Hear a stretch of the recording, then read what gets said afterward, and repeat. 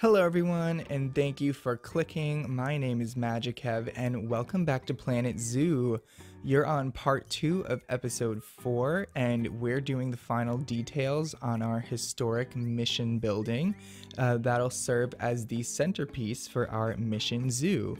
So right off the bat, I'm reworking the roof here over the gift shop. I want to get that roof variation between like flat adobe and pitched tile to match the real life reference a bit better. And after that, I'm just going to quickly frame the doors with Planet Zoo beams for some added details there.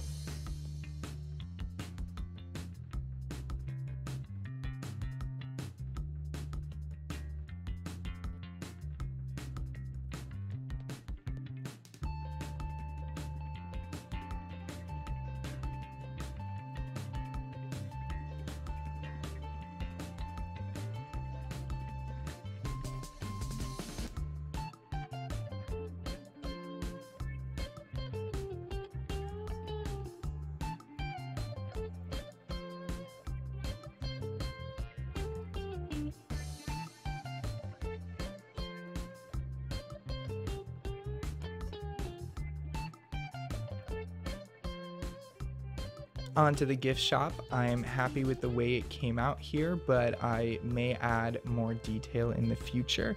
But my favorite part so far are the shop fascias that I made. I like that piece of wood kind of as like a shelf where somebody could like rest and like, I don't know, like put their purse or something while they're making a purchase.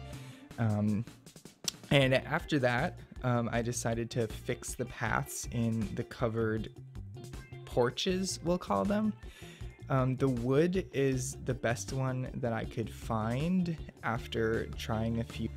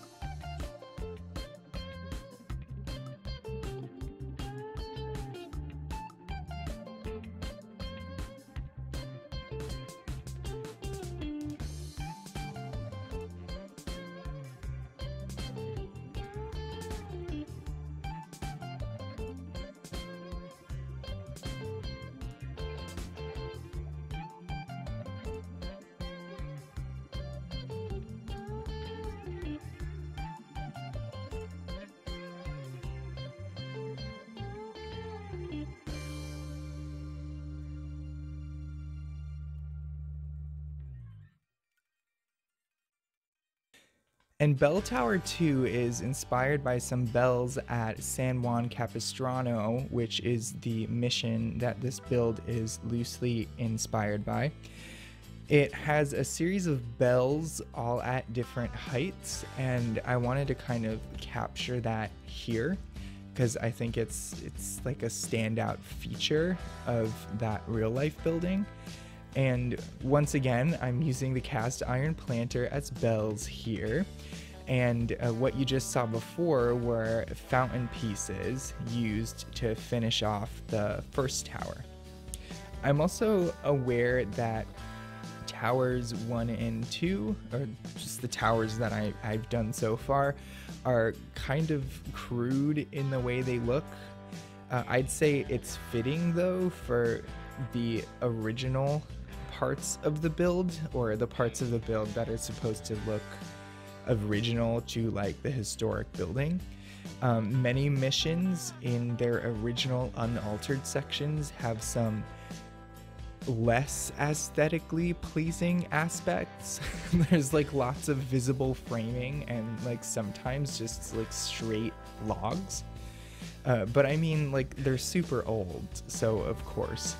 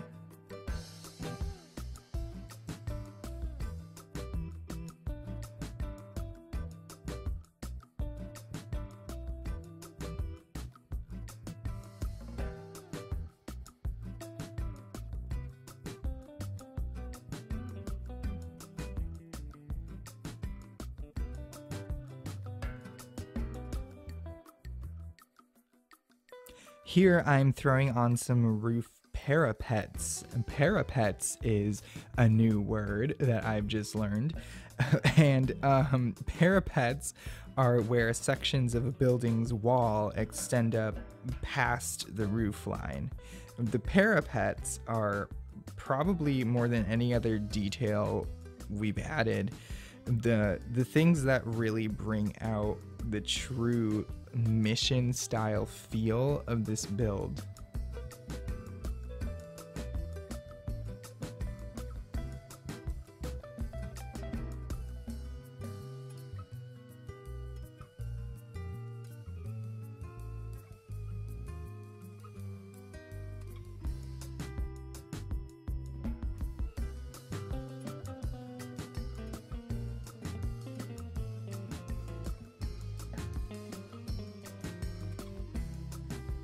So as I start on the parapets and bell tower of the restored section, I just want to mention a few things. The missions in the Southwest United States and Mexico are controversial, and disclaimer, I'm not a religious person by any means. But their main purpose was to, one, convert the Native Americans to Christianity, and two, occupy the land as Spanish territory. And modern day mission programs, I would assume, are much more respectful of the communities that they're offering services to. But in the 17 and 1800s, not so much. And I just want to make it clear that I definitely have issues with the idea of like promising someone a better life as long as they completely abandon their culture, language, name, and traditional way of life in order to get the salvation, we'll call it. And let's be real, many Native Americans were forced into it without a choice, severely damaging their existing culture. And many of the builders of these missions were Native Americans who also were most likely forced to do it. I could go on, but we all know the problems with colonization. So I included a few wooden crosses, like to get as close to a realistic build as I could. The missions were designed by Christians for religious purposes, but if you download the mission for use in your own game, you can feel free to remove the wooden crosses in your game if you want. Secularize to your will. Doesn't matter to me.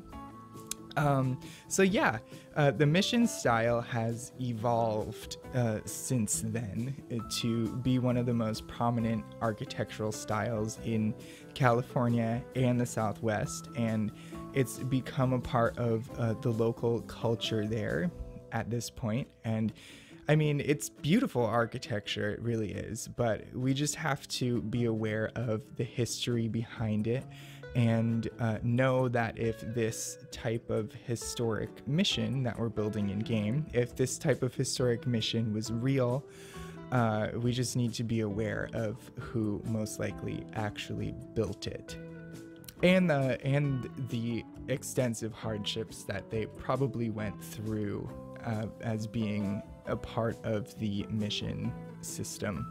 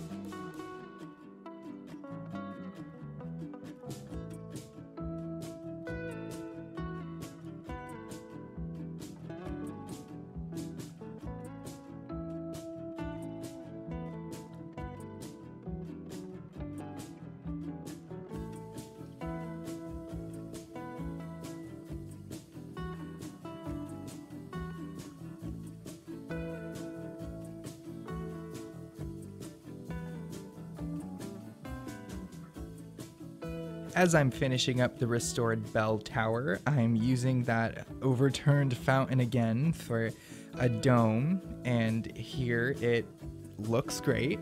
The details on the restored section are beautiful in my opinion, and I'm very happy with the way that the building came out. It's honestly like a hidden architectural style within the game, with how well the Asian theme's tile roof works with like the limestone pieces from the classic theme. They You can just like combine them cross themes to make like such a believable mission theme or a Southwest theme.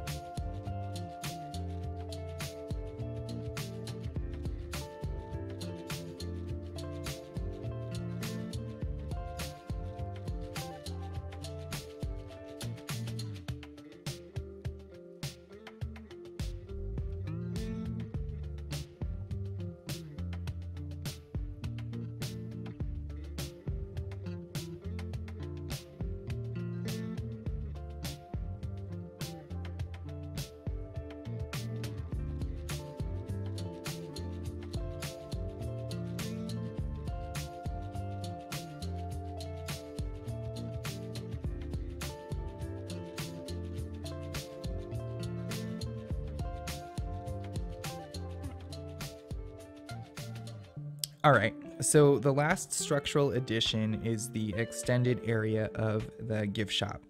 I'm adding a more like plausible area where employees would be able to enter, and the shop would be able to store like inventory and whatnot.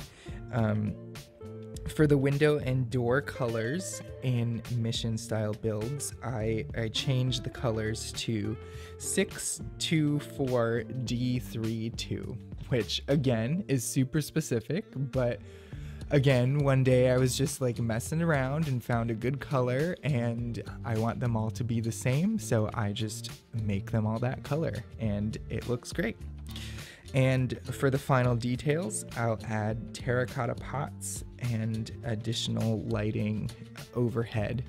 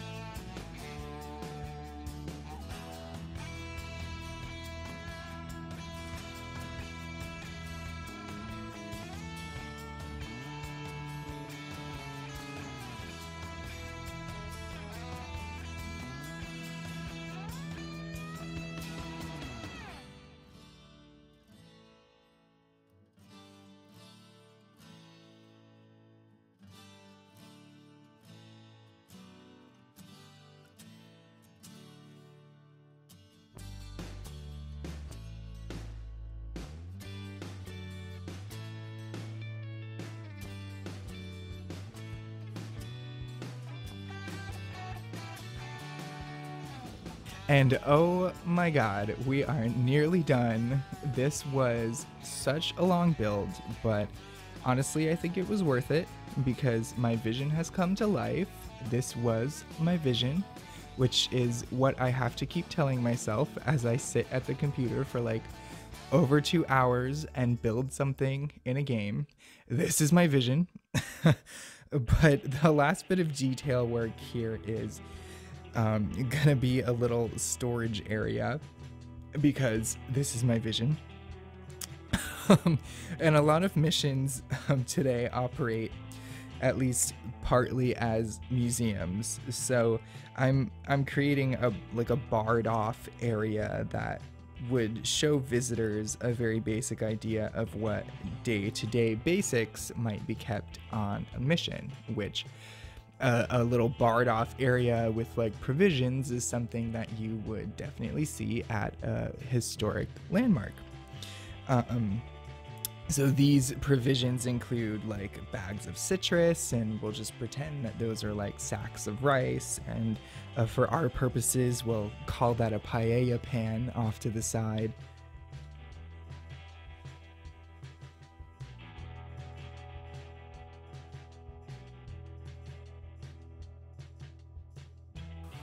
All right, everyone, and we are done. We are finally done with the mission for Mission Zoo.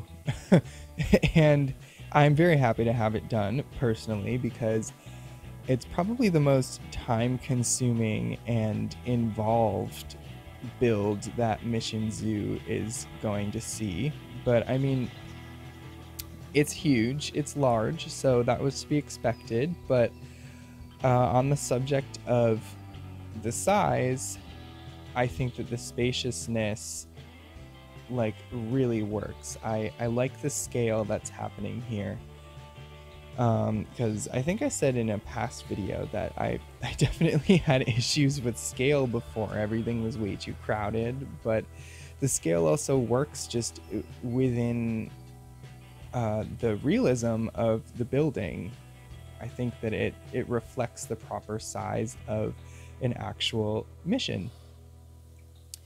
And if you're interested in downloading this building or this complex of buildings really for your own zoo, you can get it on the Steam Workshop. Just look for Magikev. It should be there. And it's on there in this sort of like raw form. You know, there's no like plants or anything. It's just this base building for you to do whatever you want with.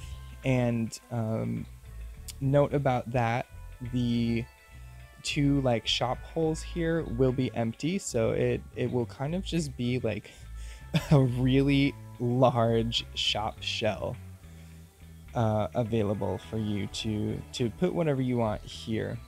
So yeah, that brings us to the end of episode 4, the end of the mission build.